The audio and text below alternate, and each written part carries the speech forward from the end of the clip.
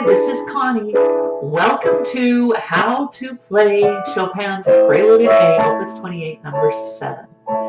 Today we are doing the 1, 2, 3, 4, 5th phrase. All right. So let's see, 1, 2, 3, 4, 5. Just making sure that's right. For some reason that seemed wrong for a minute. But we did just finish up the 4th last time. So this is what we're going to do. You can tell this is a phrase because there's the phrase mark, the slur. That also means to play smooth and legato. And you've got the pedaling. The pedaling doesn't always dictate what the phrase is, but in this piece, it certainly does. All right, so let's switch over to the piano view and get started.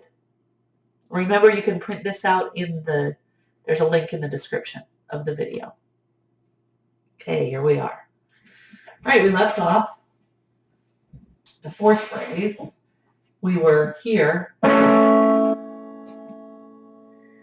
Okay, now, this phrase is going to be easy because number 5 repeats phrase number 1, with the exception of a tiny little addition.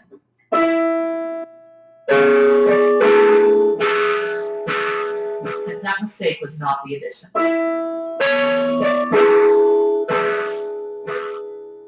Does that sound familiar? That was the first phrase. So if you didn't watch the first video, go back and watch the first video. You'll have almost the whole thing. Here's the addition. Instead of going just up to the C sharp alone, we add in this G sharp, so it's a little harmony. Still, you go up to your 4th. Switch to the 4, back to the 3. Easy. And your thumbs are kind of crossed there. Oops. Sorry. The left hand over the right hand, so the right hand thumb is right under here on this little D. Sorry, the camera was wiggling. There. So, if you need a refresher, go back and watch video number 1. It goes into detail about this, but the pedaling's the same, the left hand is the same, the right hand is the same, all except adding that one harmony note.